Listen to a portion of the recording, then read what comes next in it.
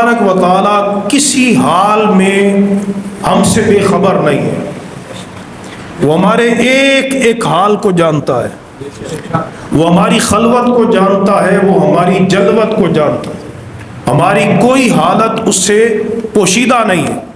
یہ بات یقینی طور پہ قرآن فرماتا ہے وَهُوَ مَعَكُمْ، اللہ تمہارے ساتھ ہے، اللہ تمہارے ساتھ ہے، تم جہاں بھی چلے جاؤ اس کا علم تمہارے ساتھ ہے، اور اتنا ساتھ ہے تمہارے کہ نحن اقرب الیہ من حبل الورید، اللہ فرماتا ہے کہ ہم شاہ رگ سے بھی زیادہ تمہارے قریب ہیں، شاہ رگ سے بھی زیادہ قریب ہیں۔ پہلی بات تو یہ یاد رکھ لیں کہ اللہ تبارک و تعالی کے علم سے ہم کبھی غائب نہیں ہو سکتے، پوشیدہ نہیں ہو سکتے۔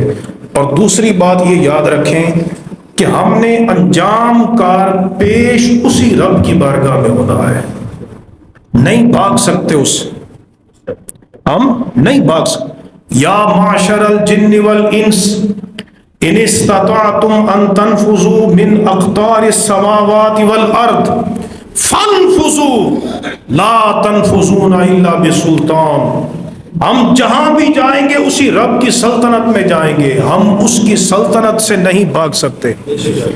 قرآن فرماتا ہے ان الموت الذی تفرون منہ فانہ ملاقیکم، حبیبہ فرما دیجئے جس موت سے تم بھاگتے ہو یہ موت تمہیں آ کر رہے گی اور پھر تمہیں پلٹایا جائے گا، ثم تردون الی عالم الغیب والشہادہ، تمہیں پلٹایا جائے گا اس ذات کے حضور جو تمہارے ظاہر کو بھی جانتا ہے اور جو تمہارے باطن تمہاری خلوت اور تمہاری جلوت کو بھی جانتا ہے، جس کے علم سے تمہارا کوئی عمل پوشیدہ نہیں ہے۔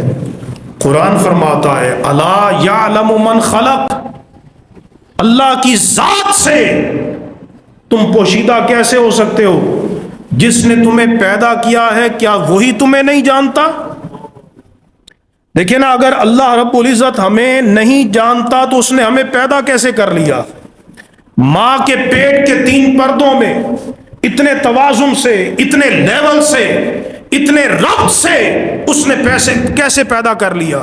یہ آنکھیں ہمیں اسی نے عطا فرمائی، یہ کان اسی نے عطا کیے، یہ پورا وجود اور وجود میں توازن اسی نے عطا کیا۔ اگر وہ تمہیں ماں کے پیٹ میں جانتا نہیں ہے تو اس نے تجھے وجود کیسے عطا کیا؟